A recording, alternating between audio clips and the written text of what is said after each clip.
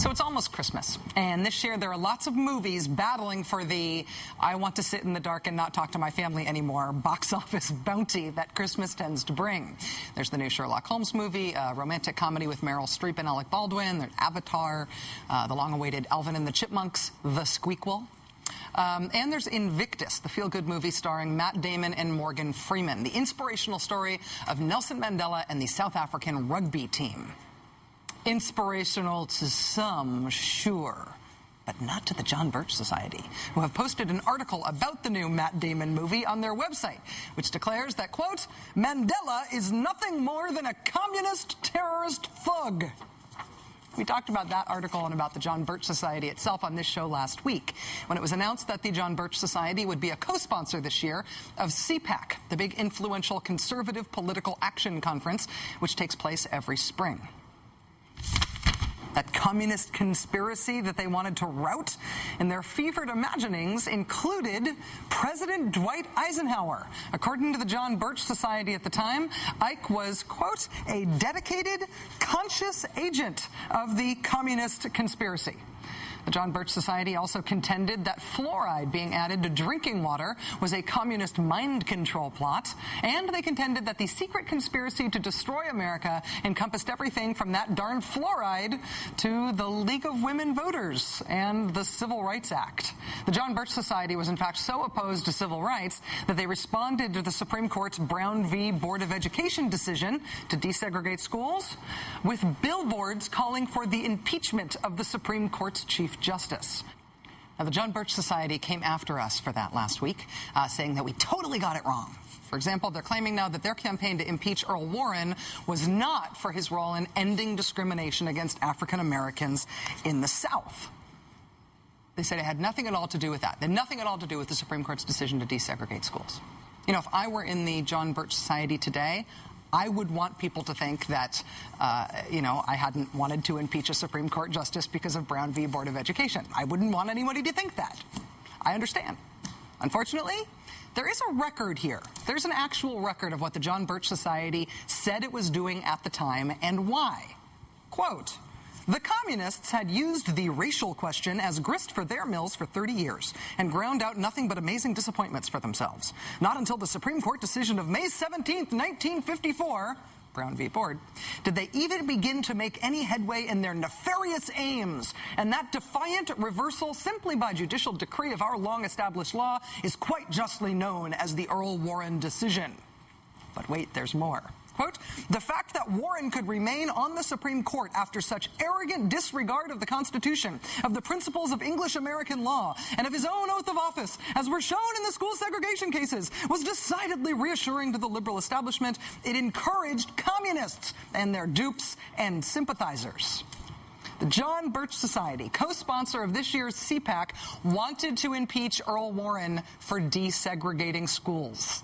It's in the record, even if they don't want it to be. And while we're on the subject of the co-sponsor of this year's CPAC and race, how about this ad placed by the John Birch Society in the August 29th, 1960 edition of the Birmingham News? It's titled, What's Wrong with Civil Rights? It says, quote, the average American Negro's security of person and assurance of honorable treatment by his fellow citizens in all of the utilitarian relationships of living have been exactly on par with those of his white neighbors. So what is all the complaining about? The complaining, or the civil rights movement, as we've come to know it, according to the John Birch Society, was actually a secret communist plot to create, and I quote, a Negro Soviet Republic in the United States, the exact boundaries of which were undetermined, but which would definitely include cities like Richmond, Virginia, and New Orleans and Memphis. You got that civil rights secret plot to establish a Negro Soviet Republic. So says the co-sponsor of this year's CPAC conference. Another issue the nice people at the John Birch Society say that we got wrong on this show was their position on the fluoridation of drinking water.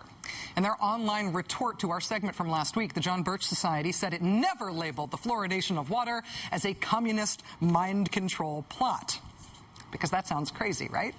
They wrote that actually the John Birch Society opposed water fluoridation because it represented, quote, a precedent for the socialized medicine Maddow supports.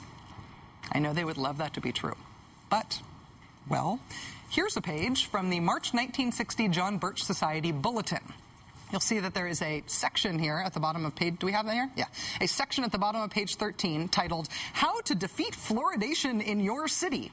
After advising the reader to paper his or her city council, school board, PTA, and church community with anti-fluoridation pamphlets, the John Birch Society warns, quote, if you live in a large enough city, or if the communists have been able to beguile a sufficiently large enough, powerful enough, and determined enough clique into supporting fluoridation, the above formula alone may not stop them.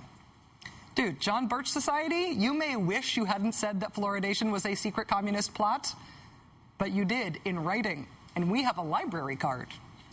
I do have to say, though, that the most amusing complaint/clarification against us by the John Birch Society was this. They wrote, quote, the John Birch Society was always cautious in accusing people of being part of a conspiracy. All right, gather around here for a second. I know we're on the eve of a holiday and everything, and I just want to read to you for a sec from the minutes of the first meeting of the John Birch Society National Council on January 9th, 1960. We got this document thanks to a freelance researcher named Ernie Lazar. He's used FOIA requests to the FBI and original John Birch Society records to put together a pretty amazing archive of the group's history. So this is John Birch Society founder Robert Welch. Today, gentlemen, I can assure you without the slightest doubt in my own mind that the takeover at the top is, for all practical purposes, virtually complete. Whether you like it or not, and whether you believe it or not, our federal government is already, literally, in the hands of the communists. Our Congress now contains a number of men who are certainly actual communists, and plenty more who are sympathetic to communist purposes for either ideological or opportunistic reasons.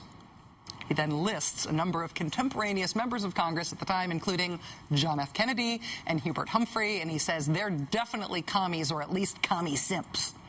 And then there's this, quote, our Supreme Court is so visibly pro-communist that no argument is even needed.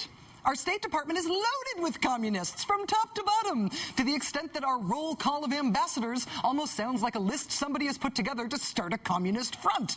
It is estimated from many reliable sources that from 70 to 90% of the responsible personnel in the Department of Health, Education, and Welfare are, you guessed it, communists. Our Central Intelligence Agency under Allen Dulles is nothing more nor less than an agency to promote communism throughout the world. Almost all of the other departments are loaded with communists and communist sympathizers. And this generalization most specifically does include our whole Defense Department. But remember, the John Birch Society has always been very cautious about accusing anyone of being part of a conspiracy. You know, except for that one time when they accused everybody of being part of a giant conspiracy. Listen, the John Birch Society denying it ever made those accusations is almost as ridiculous as believing that the government had been taken over by communists in the first place.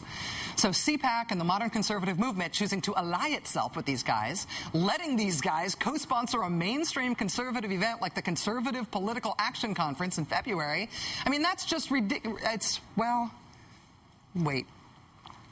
On the one hand, given what the John Birch Society was and is, it is kind of hysterical that CPAC has chosen to ally itself with them. On the other hand, given the state of the conservative movement today, maybe this is a natural coming together. Certainly a lot of people calling other people commies now. Listen, if I were the John Birch Society, I wouldn't want people to know these things about my record either. But your record is your record. And when confirmed speakers at next year's CPAC, like Tim Pawlenty and Mitt Romney, get up to speak at that event, they will be speaking at an event co-sponsored by the John Birch Society. And maybe then it will be worth asking if they also think that the civil rights movement was a secret plot to turn, say, Arkansas into a Negro Soviet republic.